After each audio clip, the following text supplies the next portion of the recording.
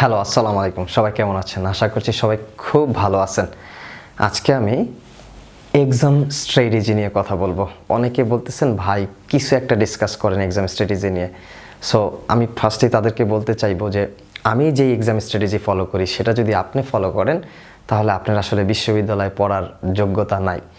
যদি আপনি নিজে নিজে ডিসিশন মেক না করতে পারেন তাহলে আপনি কিভাবে বিশ্ববিদ্যালয়ের ছাত্র হবেন, সেটা হচ্ছে আমার আপনার প্রতি প্রশ্ন।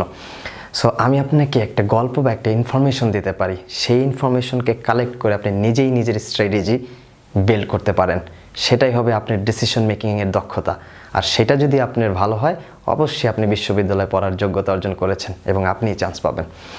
সো আমি ফার্স্টে একটা গ্রাফ এঁকেছি, দেখেন 50%, 25%, 25%। এর মানে হচ্ছে এই 50% হচ্ছে প্রিপারেশন, এই 25% হচ্ছে ডিপ্লোমেসি বা ডিপ্লোম্যাটিক বলতে পারেন, আর এই 25% হচ্ছে ইনপুট অর্থাৎ এক্সিকিউশন। অর্থাৎ আপনি প্রিপারেশন নেবেন, আপনি আপনার ডিপ্লোমেসিটা ঠিক রাখবেন, আপনি তারপর আপনার এক্সাম হলে গিয়ে এক্সিকিউশনটা ঠিকভাবে করবেন, অর্থাৎ ইনপুটটা ঠিকভাবে দিবেন, তাহলে আপনি আউটপুট একদম পারফেক্টলি পেয়ে যাবেন। সো এই গ্রাফটা আমি যেই পদ্ধতিতে এঁকেছি সেটার জন্য আমি একটা গল্প বলতে চাই। গল্প বলতে এটা হচ্ছে বাস্তবতা এবং সত্যি ঘটনা। সেটা হচ্ছে আপনারা অনেকেই জানেন যে আরব ইসরায়েল যুদ্ধ, এই যুদ্ধটার সাথে আমি আপনার স্ট্র্যাটেজিকে কানেক্ট করার চেষ্টা করব এবং আপনি যদি সেই যুদ্ধকে খুব ভালোভাবে বোঝার চেষ্টা করেন আপনি হয়তোবা কিছু ইনফরমেশন পাবেন আপনার স্ট্র্যাটেজি কী হওয়া উচিত এবং কীভাবে আপনি সেটা বিল্ড করবেন। প্রথমে বলতে চাই, আরব ইসরায়েল যুদ্ধ হয় মাত্র 6 দিন।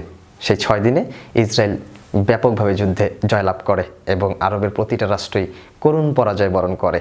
এখন প্রশ্ন হচ্ছে, ইসরায়েল তার সর্বোচ্চ ক্ষমতা দিয়ে এই চেষ্টা করেছে সত্যি, অন্যরা কি বসেছিল? অন্যরা সর্বোচ্চ চেষ্টা করেছে, কিন্তু চারদিক থেকে শত্রু বেষ্টিত একটি রাষ্ট্র যদি হয় ইসরায়েল, এবং সেই রাষ্ট্রটি ক্ষুদ্র রাষ্ট্র হওয়া সত্ত্বেও সে কী করেছে? সবগুলো রাষ্ট্রের সাথে ব্যাপকভাবে যুদ্ধে জয়লাভ করেছে। এবং বলা চলে ওই যুদ্ধের পরে ইসরায়েলের গোয়েন্দা সংস্থা মোসাদের প্রধান বলেছিল, আমরা যুদ্ধের জন্য প্রস্তুতি নিয়েছি 10 বছর, যুদ্ধ শেষ করেছি মাত্র 6 দিনে। এখন প্রশ্ন হচ্ছে প্রস্তুতি। আমরা তাহলে প্রথম আসবো প্রস্তুতি নিয়ে, অর্থাৎ প্রিপারেশন। ইসরায়েল প্রিপারেশন নিয়েছে, বাকি রাষ্ট্রগুলো কি প্রিপারেশন নেয়নি? আরবের প্রায় 6টি রাষ্ট্র সরাসরি এই যুদ্ধে অংশগ্রহণ করেছিল, মিশর, ইরাক, জর্ডান, সিরিয়া, লেবানন। আর বাকি আরব রাষ্ট্রগুলো মৌন সমর্থন ছিল এবং সেই সাথে অন্যান্য মুসলিম রাষ্ট্রগুলোরও মৌন সমর্থন ছিল এই যুদ্ধে। তার মানে বলা যায় এই যুদ্ধে বিশাল একটা সমর্থন ছিল আরব রাষ্ট্রগুলোর। সেই সমর্থন থাকা সত্ত্বেও তাদের কি তাহলে প্রস্তুতি খারাপ ছিল? অবশ্যই না, তারাও খুব ভালো প্রস্তুতি নিয়েছিল। 50%, অর্থাৎ সকলের প্রস্তুতি সমান। আপনাকে ধরে নিতে হবে আপনি যখন কম্পিটিশনে বা যে কোনো এক্সামে দিতে যাচ্ছেন, তার মানে যদি 10,000 পরীক্ষার্থী হয় অ্যাটলিস্ট 2,000 স্টুডেন্ট আপনার সমান। 2,000 ছাত্র আপনার মতো করেই প্রস্তুতি নিয়ে আসছে বা প্রিপারেশন নিয়ে আসছে। তার মানে আপনি এই জায়গায় সমান, প্রস্তুতিতে আপনি সমান। অবশ্যই আপনাকে প্রস্তুতি নিতে হবে, প্রস্তুতি না নিলে আপনি কি করতে পারবেন না, যুদ্ধে আগেই হেরে গেলেন। অর্থাৎ আপনি এই বাকি 25%-25%-এ যাওয়ার পূর্বেই আপনি কি করলেন? যুদ্ধে হেরে গেলেন। তার মানে আপনার কী করা লাগবে? প্রস্তুতিটা ঠিকভাবে নিতে হবে। আপনি প্রস্তুতি নিলেন, ইসরায়েলও নিয়েছে, বাকি আরব 6টি রাষ্ট্র প্রস্তুতি নিয়েছে। এবার হচ্ছে আপনার এক্সিকিউশন। সো এক্সিকিউশনের পূর্বে একটা কাজ করা লাগে।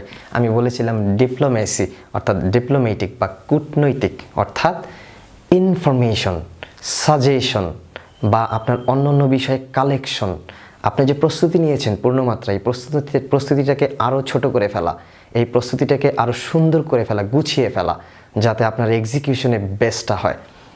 অর্থাৎ আমরা যদি ওই যুদ্ধের দিকে তাকাই, যুদ্ধে দেখব ইসরায়েলের এই ডিপ্লোমেসিটা খুব চমৎকার ছিল। এই জায়গায় মূলত বাকি আরও 6টি রাষ্ট্র পরাজয় বরণ করে চমৎকারভাবে।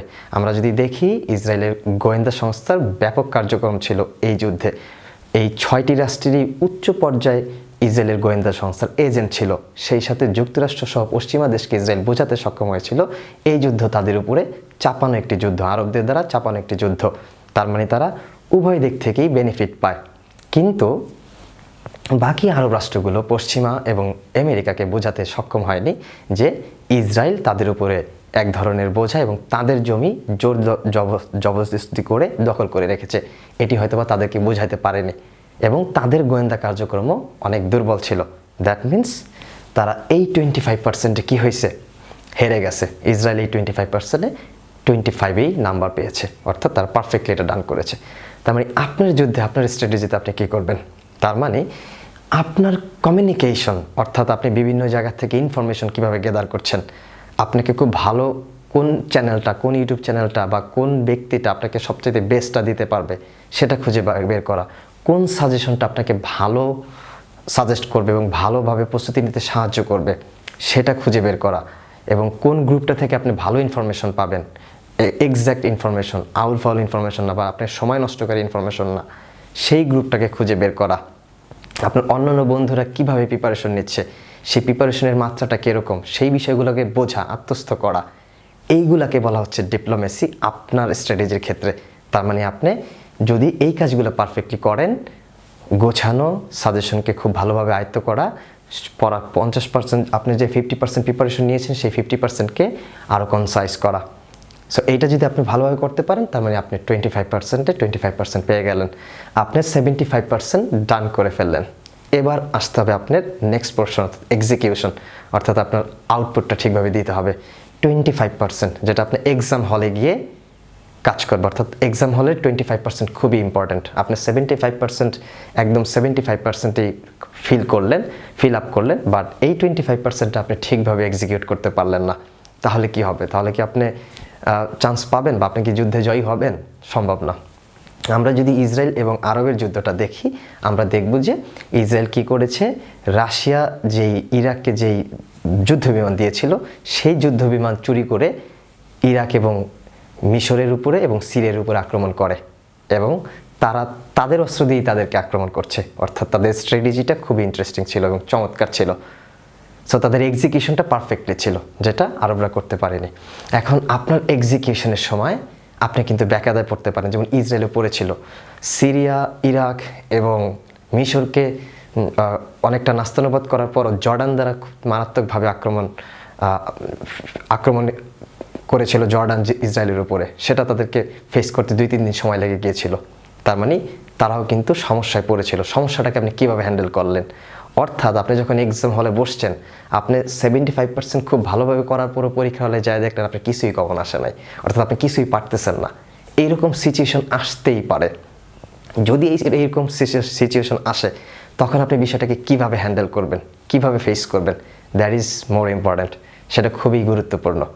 এখন সেটা যদি আপনি এক্সিকিউট করতে পারেন ঠিকভাবে, পারফেক্টলি, তাহলে আপনি যুদ্ধে পূর্ণাঙ্গভাবে জয়লাভ করবেন। অর্থাৎ পরীক্ষা হলে যদি প্রশ্ন খুব টাফ হয়, তাহলে আপনাকে ভেবে চিন্তে অ্যান্সার করতে হবে, অথবা আপনার যদি খুব মোমেন্টে যদি আপনি খুব বাজে সিচুয়েশন হয়ে যায়, আপনি কিছুই পারতেছেন না, এরকম অবস্থা যদি হয়ে যায়, আপনার কনফিডেন্স ফল করা যাবে না। কারণ আপনার যদি কনফিডেন্স ওই মুহূর্তে ফল করে, আপনার পুরো পরীক্ষাটাই ফল হবে। অর্থাৎ আপনি হয়তো অন্য কোনো প্রশ্নে ভালো পারতেন, হয়তো আপনি ম্যাথসে ভালো করতেছেন না, আপনি হয়তো ইংলিশে ভালো করতে পারতেন, জেনারেল নলেজে ভালো করতে পারতেন, হয়তো আপনি ম্যাথসে ভালো করতে পারতেন, ইংলিশে ভালো করতে পারতেছেন না। একটা প্রশ্ন খারাপ হইতেই পারে, তার মানে ফল করা যাবে না, কনফিডেন্স লেভেল ডাউন করা যাবে না। যে কোনো মূল্যেই সেখান থেকে উঠে আসতে হবে এবং উঠে আসার প্রাণপণ চেষ্টা করতে হবে। তাহলে আপনি কি করতে পারবেন? ফাইনালি যুদ্ধে জয়লাভ করবেন। এইটা হচ্ছে আমার স্ট্র্যাটেজি বিল্ডিংয়ের একটা গল্প এবং কিছু ইনফরমেশন। আপনি এই ইনফরমেশন, এই গল্প অ্যাকসেপ্ট করে এইখান থেকে বেশ কিছু ইনফরমেশন কালেক্ট করে আপনি আপনার মতো করে একটা স্ট্র্যাটেজি বিল্ড করবেন। সেটা আপনাকে অবশ্যই পরীক্ষার হলে সাহায্য করবে। এবার আমি একটা নমুনা স্ট্র্যাটেজি দিতে পারি বিজনেস ফ্যাকাল্টির জন্য, অন্যান্য ফ্যাকাল্টির জন্য। বিজনেস ফ্যাকাল্টিতে মূলত ম্যাথস, ইংলিশ এবং জেনারেল নলেজ থাকে। ন্যাচারালি সবাই জেনারেল নলেজটা ফার্স্টে অ্যান্সার করে, কারণ জেনারেল নলেজটা ইজি থাকে এবং খুব অল্প সময় অ্যান্সার করার পরে আপনি একটা ফুরফুরি মেজাজ চলে আসতে পারবেন, কারণ আপনি অনেকগুলো প্রশ্ন পেরে গেছেন। সো আপনিও তাই করা উচিত, ফার্স্টে জেনারেল নলেজ অ্যান্সার করবেন, তারপর হচ্ছে আপনি ইংলিশ অ্যান্সার করলেন, তারপর আপনি ম্যাথসে গেলেন। ম্যাথস যদি অনেক টাফ হয়, দেখবেন শেষের দিকে ম্যাথসগুলো অনেক ইজি হয়। অর্থাৎ যেই পার্টটা আপনার কাছে ম্যাথস ইজি, সেই পার্টগুলো খুঁজে বের করে সেখান থেকে আগে অ্যান্সার করা শুরু করেন, তাহলে আপনার জন্য অনেক কাজে দেবে। আর যেহেতু নেগেটিভ মার্কিং আছে, আপনি অবশ্যই ভুল দাগাবেন না। যদি এরকম হয় যে আপনি কোনো একটা প্রশ্ন দেখলেন, সেই প্রশ্নটা আপনি হয়তো বা কোনো দিনই দেখেন নাই, চোখেই দেখেন নাই, সেই প্রশ্নটা টাচ করবেন না, বাদ। কোনো একটা প্রশ্ন হয়তো আপনি কোনো সময় পড়ছেন, বাট ওই মুহূর্তে আপনি দুইটা নিয়ে কনফিউশন আছে আপনার, অর্থাৎ দুইটা অপশন নিয়ে কনফিউশন আছে, ওই প্রশ্নগুলো রেখে দিন, কারণ ওই প্রশ্নগুলো তখনই দাগায়েন না। কারণ হচ্ছে ওই রিস্কটা আপনি শেষে নেবেন, কারণ আপনি পরবর্তী অনেকগুলো প্রশ্ন পেরে যেতে পারেন, তাহলে আপনি প্রথমেই সেই রিস্কটা নেবেন কেন? যদি দেখেন আপনার কম প্রশ্ন পারছেন, আপনার চান্স পাওয়ার জন্য আরও বেশ কিছু মার্কস দরকার, তখন তো আপনি ওই প্রশ্নগুলো রিস্ক নেবেন এবং ওই প্রশ্নগুলো আপনি দাগাতে পারেন।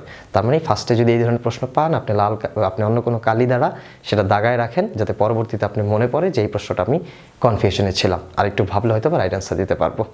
সো আপনারা ফার্স্টে জেনারেল নলেজ, ইংলিশ এবং ম্যাথস অ্যান্সার করবেন বিজনেস ফ্যাকাল্টিতে।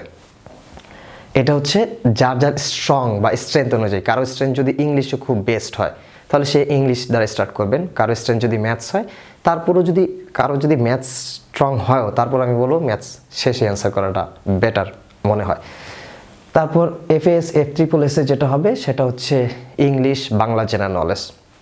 সো এই জায়গাটা আমি যেটা বলবো, যার যেটা স্ট্রং, অর্থাৎ কেউ যদি ইংলিশ স্ট্রং হয় তাহলে ইংলিশ দ্বারা স্টার্ট করবেন, কেউ যদি জেনারেল নলেজ স্ট্রং হন জেনারেল নলেজ দ্বারা স্টার্ট করবেন, কেউ যদি বাংলা স্ট্রং হন বাংলা দ্বারা স্টার্ট করবেন। অর্থাৎ যেইটা আপনার সবচেয়ে বেশি ভালো পারেন সেই প্রশ্ন দিয়েই ফার্স্ট স্টার্ট করবেন, তাহলে আপনার পরীক্ষাটা ভালো হওয়ার সম্ভাবনা আছে।